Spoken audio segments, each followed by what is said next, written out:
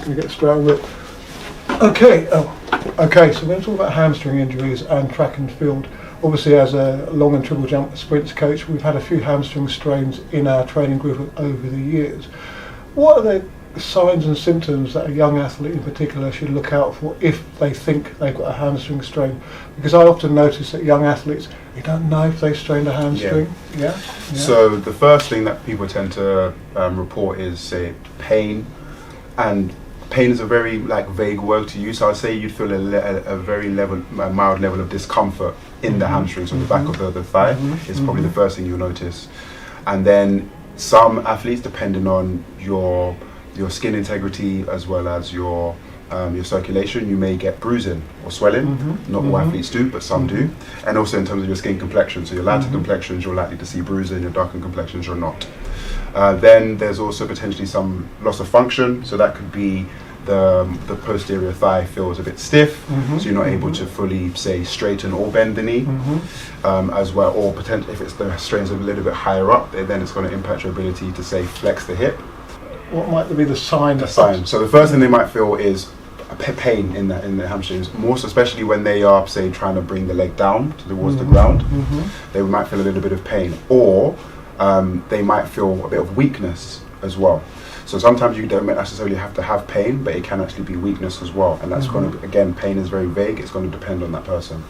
Yeah. Okay, are there any specific movements that are more likely to cause a hamstring strain compared to others? Like I know it's perhaps when the hamstrings are stretched at both ends, is that more likely? So the proposed mechanism for hamstring strains tends to be during when your leg is decelerating. So as the sprinter is bringing their leg down to strike the ground, that's where they tend to get the hamstring strain. Or when their leg is behind them and they're about to draw their leg up and through, so you're getting that fast contraction where the knee is flexing, that can also cause the hamstring strain. And what about grades? We often talk about grade 1, grade 2, grade 3, grade 4? So there's a 4 grade, the British Association of Athletics have come up with a 4 grading system. So grade 1, 2, 3 and 4. So grade 1 is your very minor strain, and this is where there is, say, less than 10% of the muscle itself is, say, sustained a strain. Then your grade 2 is then where there's, say, between, say, 10 to 50% of the muscle itself, so it's more of a moderate strain. But grade 2 can also involve the muscle or the muscle tendon disjunction, whereas grade 1 is purely just, say, myofascial, just the muscle. Then your grade 3 is your more severe strain. So this is where you can get, say, at least 50% of the muscle being strained. And then your grade 4 is then a complete, say, rupture. Okay.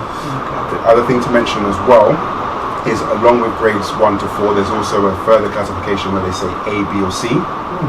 So your A is purely just, say, myofascial. Your B can either be the muscle or where the muscle and the tendon begin to form, so the muscle tendon disjunction. And your C is what we refer to as the central tendon. So the central tendon is basically a scaffold for the muscles that attach onto, say, the thigh.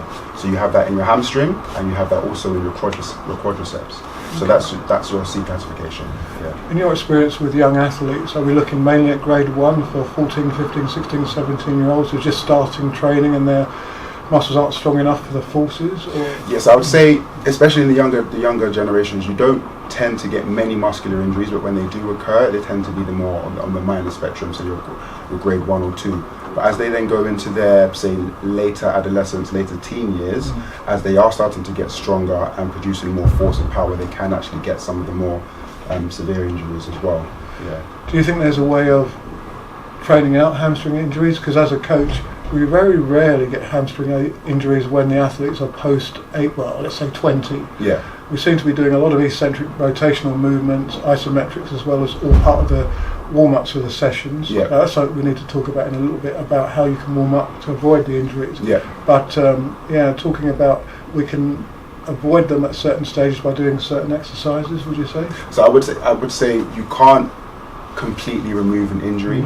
There isn't any formula that says if you do this you can 100% reduce injury risk, because injuries occur as a result of, say, stress, strain, and recovery. So you can do as much as you possibly can, say through injury prevention protocols. So that's making sure that you're strengthening the hamstrings eccentrically, isometrically and concentrically. So they're the three types of muscle contractions, but also the whole kinetic chain as well, because if there are any imbalances, say with regards to the hip flexors and the quadriceps, or even the gastrocnemius, because that crosses the knee along with the hamstrings as well. So if that whole kinetic chain, if there's an imbalance, that can then obviously overload the hamstrings, which then can also, so it's about ensuring not only are you training the hamstrings across those three different contractions, but also the whole kinetic chain.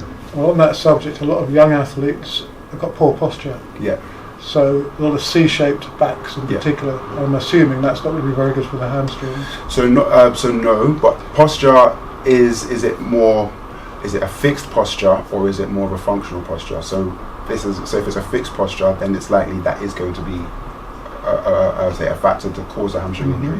Whereas if it's more functional, so just because of they're in positions that they find comfortable, like for example this slouch position when they're on their phones, or if they're a gamer and they sit in certain positions, that's more functional.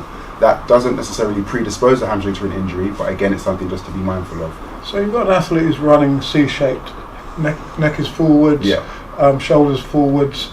That to me would be pulling up the kinetic chain on the hamstrings. Yes. And then when they try to stretch, which is something we can debate as well, they're very stiff in their lower spine. Hamstring flexibility is not that great when so that would be more of a fixed posture, because it's where the functional is just when they're in that position, but if you ask them to correct it, they can do it. Whereas when the example that you've just given is more somebody who isn't able to do that and they then require, say, soft tissue work, stretching, rehab to correct their posture altogether, to then obviously offload the hamstrings. So let's talk about range of motion in the hamstrings.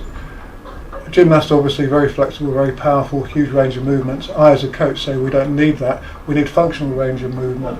So what is a functional range of movement? Although I could answer that one. You know, you've got to be able to move your limbs through the positions that you need to be able to do for the hitch kick or for the sprinting motion. But is there anything that a young athlete can be aware of, let's say, perhaps when it comes to the functionality of their movement? So a couple of things. As a physiotherapist, the first thing when we are assessing, say, hamstring injuries, or just assessing athletes in general, is we look at, first of all, are they able to touch their toes?